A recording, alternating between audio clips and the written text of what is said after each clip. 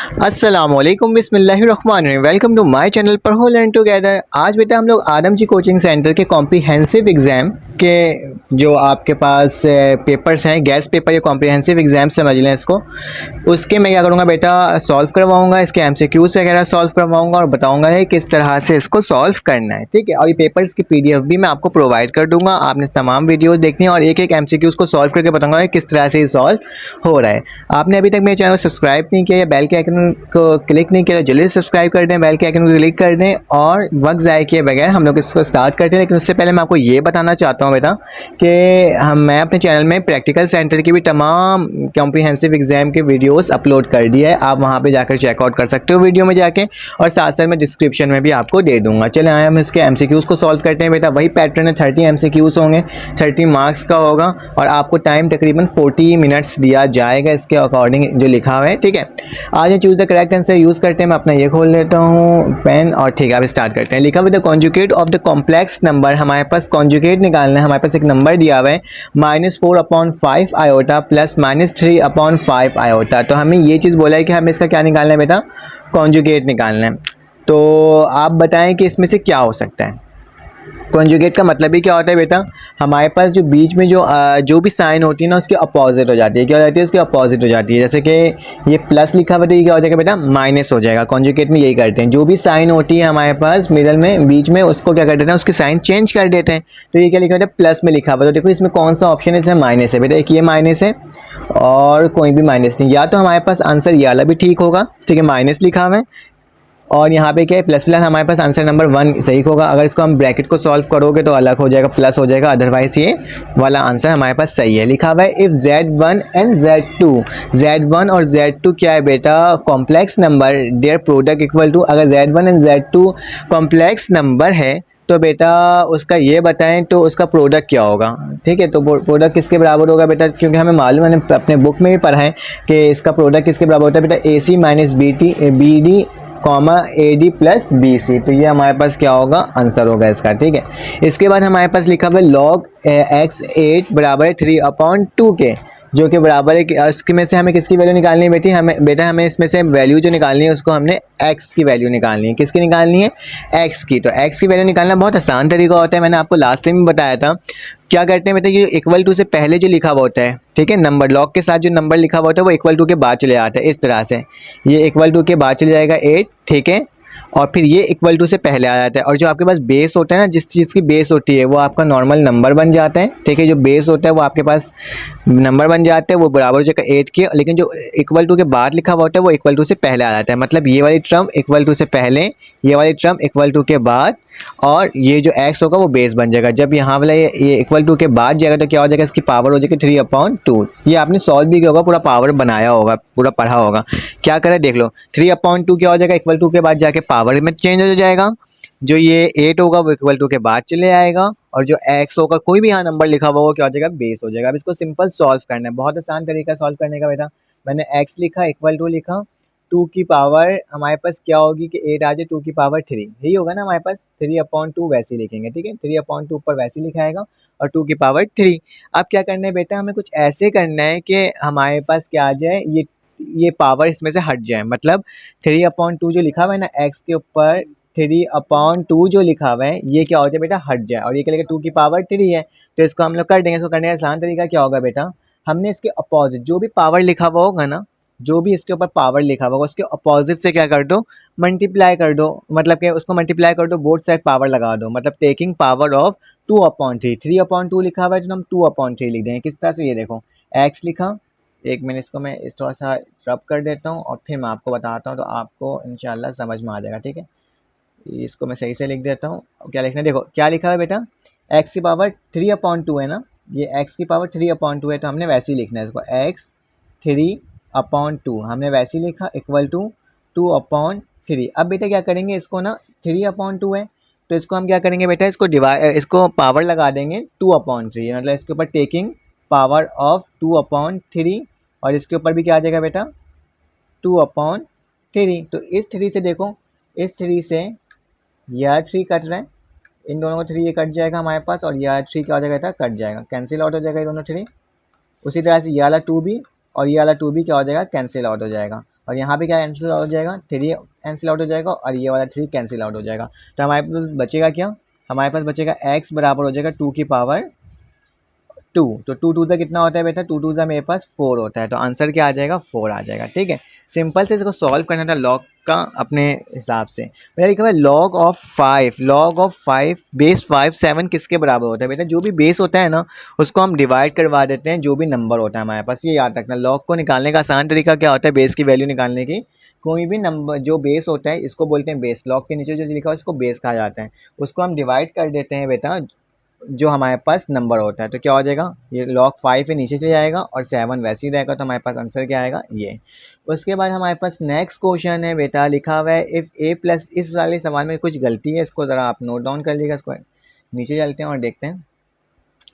इसके बाद लिखा है बेटा 32 माइनस 8। आपने क्या करना है बेटा, सिंपली इसका एलसीएम लेना है। 32 का एलसीएम ले लो और 8 का एलसीएम ले लो। अगर ये भी समझ में आता है तो कैलकुलेटर में आप डायरेक्ट वैल्यू डालोगे ना तो आपके पास आंसर बनकर आ जाएगा। वो आपके पास आंसर क्या होगा, 2√2। मैं आपको अभी करके भी दिखा देता हूँ कि किस तरह से करना है। अगर आपके कैलकुलेटर में आंसर नहीं आया तो मैं आपको करके दिखा देता हूँ।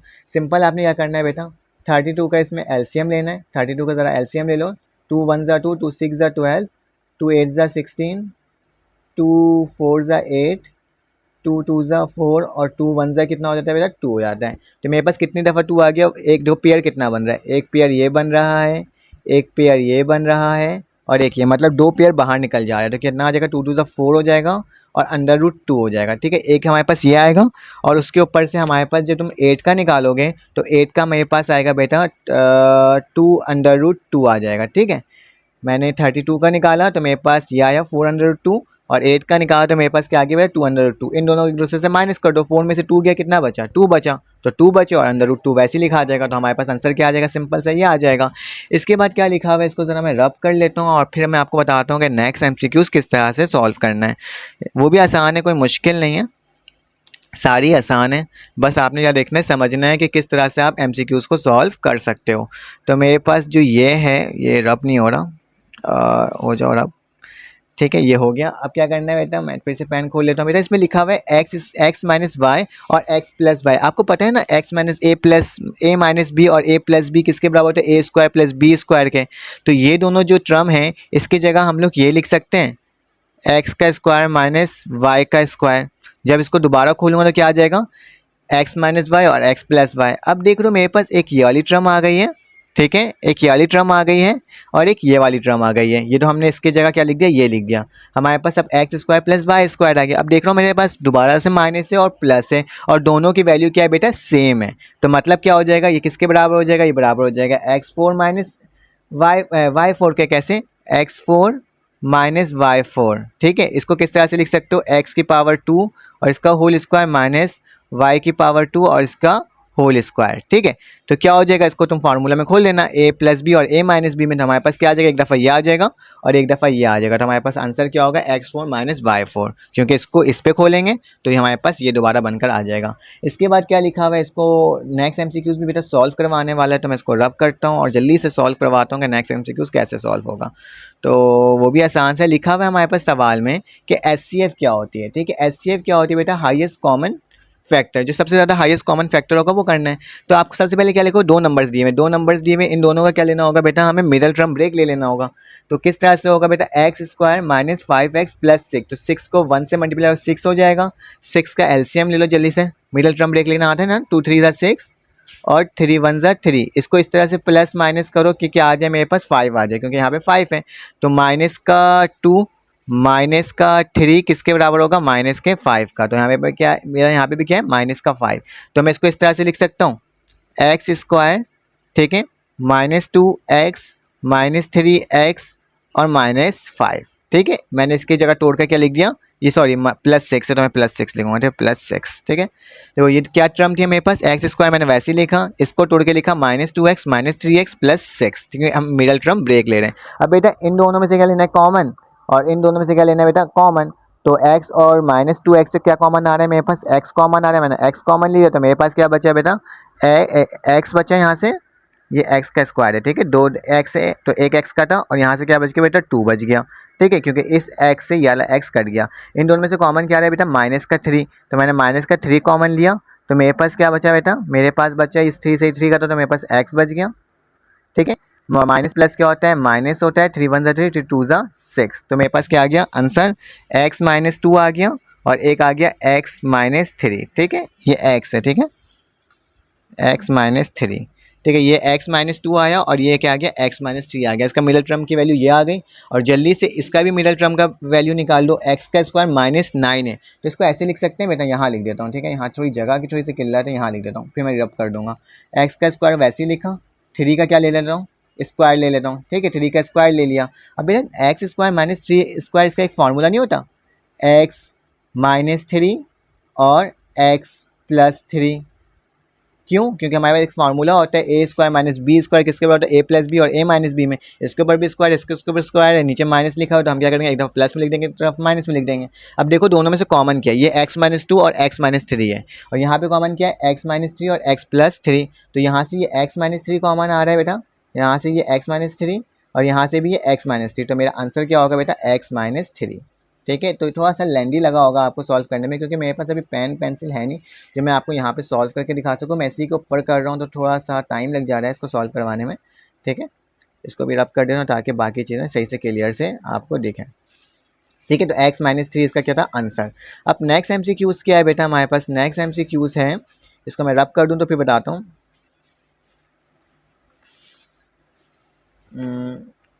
ठीक है, नेक्स्ट MCQs है हमारे पास, लिखा हुआ है अंडर रूट वाई प्लस 4, ठीक है, प्लस 2 इक्वल टू 8 इस आर। ये बोल रहा है कि कौन सी इक्वेशन है, लीनियर इक्वेशन है, रेडिकल इक्वेशन है, क्यूबिक, क्यूबिक तो नहीं है, कॉर्डिक नहीं है। ठीक है, हमें क्यूबिक में क्यूब लगा हुआ था, कॉर्डिक में वो लगा हुआ था। तो बेटा ये एक तरह का लीनियरी इक्वेशन है, क्योंकि इसका जब हम ग्राफ प्लॉट करेंगे तो हमारे पास एक स्ट्रेट लाइन ही बनेगी। ठीक है, नेक्स्ट अब देखते हैं, लिखा हुआ है आपको बताना है द थर्ड पॉइंट, और इसमें लिखा हुआ है द पॉइंट -3 और -4 एलोकेटेड, इस कौन से कोऑर्डिनेट में ये एलोकेट करता है बेटा। पहले कोऑर्डिनेट में बेटा दोनों वैल्यू प्लस होती है। ठीक है, फर्स्ट में प्लस होती है और 3 में इसी का अपोजिट होता है। क्या होता है हमारे पास, एक नेगेटिव और नेगेटिव होता है। ठीक है, फर्स्ट में पॉजिटिव, थर्ड में नेगेटिव, और एक में एक प्लस पॉजिटिव होता है और एक में माइनस पॉजिटिव और एक में प्लस पॉजिटिव होता है सेकंड में। तो मेरे पास पता ही चल जा रहा है कि फर्स्ट में प्लस प्लस होता है और आखिरी में क्या माइनस माइनस होता है, और इन दोनों की वैल्यू क्या आ रही है बेटा, माइनस माइनस आ रही है। तो मतलब क्या आ जाएगा, ये 3 हो जाएगा। ठीक है, उसके बाद आज इसमें बोल रहा है कि हमें एक्स की बेटा एम की वैल्यू निकालने बोला है। तो एम की वैल्यू निकालना बहुत आसान तरीका है। कैसे होगा बेटा, 4m का लिखा हुआ है इसमें, 4m का स्क्वायर लिखा हुआ है, ये इक्वल टू से पहले -1 है, इक्वल टू के बाद जाएगा तो +1 हो जाएगा। ठीक है, फिर मैंने क्या लिखा, 4 लिखा, ये 4 इसका मल्टीप्लाई हो रहा था तो मैं क्या कर दूंगा, इसको डिवाइड करवा दूंगा। एक मिनट, इसको मैं रब करता हूँ और फिर से मैं आ जाता हूँ पेन के साथ। तो m का स्क्वायर वैसे ही रह जाएगा, कोई फ़र्क नहीं पड़ेगा इसको। ये 4 डिवाइड मल्टीप्लाई होता है, नीचे जाएगा क्या हो जाएगा बेटा, डिवाइड हो जाएगा। तो मैं इसको क्या कर देता हूँ बेटा, डिवाइड करवा देता हूँ। ये हो जाएगा, पेन खोल लेता हूँ यहाँ से। ठीक है, ये क्या हो जाएगा, 1/4 हो जाएगा। बेटा ये स्क्वायर है, मुझे स्क्वायर वाली टर्म नहीं चाहिए, मुझे इससे हटा दे, दोनों साइड रूट लगाऊंगा। कैसे हो जाएगा, m का स्क्वायर, इसके आगे रूट लग जाएगा, इक्वल टू 1/4, इसके ऊपर रूट लग जाएगा। तो बेटा इससे ये रूट करा तो मेरे पास क्या बच गया, m का सॉरी यहाँ लिख देता हूँ, m का स्क्वायर इस इक्वल टू 1/2। तो एक प्लस में लिखाएगा और एक माइनस में लिखाएगा, क्योंकि रूट जब भी निकलता है तो एक प्लस में लिखा होता है और एक माइनस में लिखा होता है। तो हमारा आंसर क्या होगा बेटा, ये वाला करेक्ट होगा। नेक्स्ट MCQs में आता हूँ, देखते हैं बेटा, लिखा हुआ है sum of the measure of the angle of equilateral triangle का क्या होता है बेटा, क्वाड्रिलेटरल ट्रायंगल का क्या होता है बेटा, 360 डिग्री होता है। ये थ्योरी टाइप का क्वेश्चन है, इसको मालूम होना चाहिए। इसके बाद लिखा हुआ है the opposite angle of the quadrilateral triangle major and none of them is right angle. Then the equilateral triangle किसके बराबर होता है बेटा, ये होता है पैरेललोग्राम के बराबर होता है। ठीक है, उसके बाद लिखा हुआ है there are dash acute angle in acute triangle. बेटा 3 एंगल्स होते हैं एक एक्यूट ट्रायंगल में। फिर उसके बाद लिखा है the point of the occurrence of the medium of triangle is called centroid होता है। ठीक है, ये सब ऐसा थ्योरी के क्वेश्चन है। इसमें बोल रहा है कि इसका रियल पार्ट क्या होगा। जब इसको बेटा हम लोग मल्टीप्लाई करेंगे, 2 को 3 से मल्टीप्लाई 6i हो जाएगा, और i को 2 से मल्टीप्लाई करेंगे तो i का आयोटा का स्क्वायर हो जाएगा, 2 आयोटा का स्क्वायर हो जाएगा। जब दोनों कटेगा तो मेरे पास क्या बचेगा बेटा, 2 + 6 आयोटा आएगा। तो इसमें से रियल पार्ट क्या होगा बेटा, 2 होगा। तो मेरे पास आंसर क्या आ जाएगा, 2। ठीक है, और ये बेटा क्या है, डिस्ट्रीब्यूटिव प्रॉपर्टी है, क्योंकि इससे मल्टीप्लाई हो जा रहा है, एक दफ़ा इससे मल्टीप्लाई हो जा रहा है, तो प्रॉपर्टी बहुत है, डिस्ट्रीब्यूटिव प्रॉपर्टी है। ठीक है, अब नेक्स्ट देखते हैं क्या है मेरे पास। अब हमारे पास नेक्स्ट एमसीक्यू है, वो बेटा क्या है, लिखा हुआ है the base in the natural logarithm. तो base in the natural logarithm बेटा क्या होता है, हमारे पास एक्सपोनेंट होता है, ई का निशान होता है, ठीक है, ई को बोलते हैं बेस ऑफ नेचुरल लोगैरिथम, ठीक है। The characteristic of the log 54.58 is 54.58 का बेटा हमें कैरेक्टरिस्टिक निकालना है। कैरेक्टरिस्टिक कैसे निकालते हैं बेटा, हमारे पास जो पॉइंट होता है ना उसको शिफ्ट करते हैं फर्स्ट डेसिमल तक, मतलब कि मुझे इस पॉइंट को उठा के कहाँ लेकर जाना पड़ेगा, यहाँ लेकर जाना पड़ेगा फर्स्ट डेसिमल तक, पहले नंबर के बाद तक पॉइंट लेकर आना होता है। तो कितना कितना नंबर आगे गए हम लोग, 1 नंबर गए, तो हमारे पास कैरेक्टरिस्टिक के आगे बेटा 1 आ गया, ठीक है। उसके बाद हमारे पास नेक्स्ट एमसीक्यू से लिखा हुआ है 22/7। 22/7 क्या होता है बेटा, पाई होता है, और पाई हमेशा हमारे पास क्या होता है बेटा, इरेशनल होता है, क्योंकि वो नॉन डिटर्मिनेटिंग तो होता है, लेकिन उसके साथ ना उसके जो नंबर्स होते हैं वो रिपीटेड नहीं होते हैं, एक लूप नहीं बना रहे होते हैं, बल्कि वो अलग 3.14, फिर उसका एक्स्ट्रा एक्स्ट्रा एक्स्ट्रा नंबर जाता जाता है। हमने chapter number LCM chapter number 5 में पढ़ा था एलसीएम का फार्मूला। तो एलसीएम का बेटा फार्मूला क्या होता है, P × Q/HCF, ठीक है। तो ये हमारे पास क्या है, हमारे पास फार्मूला है किसका, एलसीएम का। फिर हमारे पास लिखा है बेटा the solution set of 3y - 2 lesser than का निशान है और 7 लिखा। बेटा क्या करेंगे, इसमें बहुत आसान तरीका है, ये -2 है ना, इक्वल टू ये ग्रेटर देन के निशान से पहले आएगा माइनस में, तो वहाँ जाएगा क्या हो जाएगा, प्लस हो जाएगा। कैसे, 3y लिखा और मैंने उसी तरह से लेस देन का निशान डाला, फिर 7 लिखा, वो -2 था, तो इधर आके क्या हो जाएगा, +2 हो जाएगा। तो 3y मैंने वैसे ही लिखा, ये कितना हो जाएगा बेटा, 9 के बराबर हो जाएगा। फिर मैंने y को ऐसे ही रहने दिया, 3 इसके साथ मल्टीप्लाई हो रहा था, नीचे जाके क्या हो जाएगा बेटा, डिवाइड हो जाएगा। तो मैं क्या करूँगा, 9 क्या कर दूंगा, 3 कर दूंगा, 3 1 सा 3, 3 सा 9, तो y की वैल्यू क्या आ जाएगी मेरे पास, 3 आ जाएगी, ठीक है। y की वैल्यू क्या आ जाएगी मेरे पास, 3 आ जाएगी। फिर उसके बाद क्या करना है, अब हमारे पास क्या है, अब हमारे पास लिखा हुआ है कि हमें निकालना है वैल्यू, ठीक है। तो y की वैल्यू क्या आ गई बेटा, 3 आ गई, y > 3 लिखा हुआ है, तो y की वैल्यू कितनी होनी चाहिए बेटा, 3 से कम होनी चाहिए। तो y की वैल्यू कितनी होनी चाहिए, 3 से कम होना चाहिए, लेकिन सवाल में लिखा हुआ है हमारे पास नेचुरल नंबर। क्या लिखा हुआ है, y belongs to natural number, n मतलब नेचुरल नंबर होता है, और नेचुरल नंबर क्या होता है बेटा, 1 से स्टार्ट होता है, ठीक है। तो y की वैल्यू 3 से कम होनी चाहिए, तो मतलब क्या है इसका मतलब ये है कि 1 और 2 होगा, क्योंकि ऑप्शन में ये दिया हुआ है ना 1 और 2, और नेचुरल नंबर 1 से स्टार्ट होता है, तो मेरा आंसर क्या आएगा, 1, 2। इसके बाद आ जाएगा द लाइन y बराबर है mx ऑलवेज पासिस थ्रू, ये स्लोप की एक तरह का वो है, y बराबर है mx के, तो बेटा वो किससे लाई करता है, वो करता है बेटा ओरिजिन से, तो मैं क्या लिख दूंगा, ओरिजिन लिख दूंगा। इसके बाद लिखा हुआ है 5 मील्स बराबर है डैश किलोमीटर, कितने किलोमीटर बराबर होता है, 5 मील, जाहिर सी बात है माइल जो होता है हमारे पास 8 किलोमीटर के बराबर होता है। फिर इसके बाद आ जाओ नेक्स्ट में लिखा हुआ है the line y = 4 is parallel to, अगर y बराबर है 4 के तो किसके पैरेलल होगा, तो जाहिर सी बात है वो x के पैरेलल होगा, ठीक है। उसके बाद लिखा हुआ है द क्वाड्रेटिक इक्वेशन रूट में बी वैनिश, रूट वैनिश कैसे हो सकता है, इसके बारे में देखना है हमें, इसको मैं लास्ट में सॉल्व करवाता हूँ, पहले नीचे चलते हैं और देखते हैं क्या है लिखा हुआ है हमारे पास। The measurement of one side of the equilateral triangle, बल्कि इसका ए बी और सी होगा, ठीक है। उसके बाद क्या लिखा हुआ है, the measure of one side of the equilateral triangle is 6 centimetre, then the length of its median, बेटा हमेशा क्या होता है, इक्वल होता है, तो हम किसको लगाएंगे, इक्वल पे निशान लगा देंगे। नेक्स्ट लिखा हुआ है the mid point of the line segment joining the point 5,2 and 3,4, बेटा मिड पॉइंट का फार्मूला हमें मालूम है। मिड पॉइंट का फार्मूला क्या होता है बेटा, हमारे पास x1 + x2, ठीक है, divided by 2, y1 + y2 divided by 2, ठीक है। ये दोनों हमारे पास क्या होता है बेटा, फार्मूला होता है x की वैल्यू निकालने की और y की वैल्यू निकालने, मिड पॉइंट निकालने की। तो मिड पॉइंट के जो फार्मूला में वैल्यू पुट करोगे ना, ये 5 क्या होगा बेटा, x1 होगा, 2 क्या होगा, x2 y1 होगा, ठीक है, x1 y1, और ये क्या होगा बेटा, x2 y2 होगा, ठीक है। दोनों वैल्यूज है हमारे पास, तो हमने जब इसकी वैल्यू इसमें पुट करेंगे, इस फार्मूला में पुट करेंगे, तो हमारे पास क्या आ जाएगा बेटा, 4,3, तो क्या आ जाएगा 4,3, मैं 4,3 पे क्या कर दूंगा, निशान लगा दूंगा। इसमें लिखा हुआ है the 3 points are collinear, the area of triangle कितना होगा बेटा, कोलिनियर वो पॉइंट होता है जैसे कि एक लाइन है, उसके अंदर क्या हो बेटा, सारे पॉइंट्स का तमाम पॉइंट्स अगर ए बी और सी की कोई वैल्यू है तो वो एक ही लाइन में ड्रॉ करें, तो लिखा हुआ है इसके अंदर कोलिनियर। जब कोलिनियर लिखा हुआ है, कोलिनियर का मतलब एक लाइन में तमाम पॉइंट्स क्या करें, लाई करें, ठीक है। एक तरह का स्ट्रेट लाइन वो ड्रॉ करें। तो जाहिर जब स्ट्रेट लाइन बनेगा तो उसके हमारे पास ट्रायंगल तो आएगा नहीं, तो ट्रायंगल क्या होगा बेटा, जीरो होगा। ठीक है, इसके आगे चलते हैं, नेक्स्ट एमसीक्यूज देखते हैं और देखते हैं क्या है हमारे पास।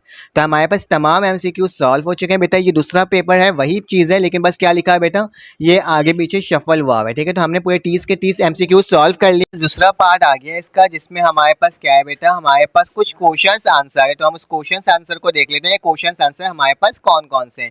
तो सिंपल वही 8 सवालात आपने अटैम्प्ट करने हैं। 8 सवालात कौन से होंगे, find the value of x y की वैल्यू निकालना है। चैप्टर नंबर 1 से आया हुआ है, ये भी चैप्टर नंबर 1 से है, ये भी चैप्टर नंबर 1 से। तो आप क्या काम कीजिएगा बेटा, इसका पीडीएफ जो है मेरे डिस्क्रिप्शन में मौजूद होगा। पीडीएफ जो है वो मेरे डिस्क्रिप्शन में मौजूद है। आपने कहाँ जाना है बेटा, डिस्क्रिप्शन में पीडीएफ का लिंक होगा, इसको डाउनलोड कर लीजिएगा। अगर आपके पास डाउनलोड नहीं होता है तो मैं आपको क्या कर रहा हूँ बेटा, इसको मैं आपको इस तरह से दिखा देता हूँ ताकि आप स्क्रीनशॉट भी ले सकते हो। ठीक है, ये तो स्क्रीनशॉट आपने इस तरह से इसका ले लेना है। बहुत आसान सवालात हैं, इसकी प्रैक्टिस ज़रूर कर लीजिएगा। पेपर में ऐसे क्वेश्चंस आपके बनकर आ सकते हैं क्योंकि आदम जी के क्वेश्चंस हैं। ठीक है, तो ये हमारा हो गया। ये फिर लॉन्ग क्वेश्चन है, लॉन्ग क्वेश्चन आप देख लें। लॉन्ग क्वेश्चन हमारे पास 2 करने पे होंगे, कंपलसरी नहीं होगा कोई भी, इसमें ऐसी कंपलसरी लिखा हुआ है। ठीक है, तो ये हमारे पास क्या हो गया बेटा, सॉल्व हो गया, आसान सा था। और अगर आपको समझ में आया तो लाइक करें, सब्सक्राइब करें, बेल के आइकन को क्लिक करें। फिर आपसे मुलाकात होती है एक न्यू वीडियो में। अपना ख्याल रखिएगा, अपने एक दूसरे का ख्याल रखिएगा। अल्लाह हाफ़िज़।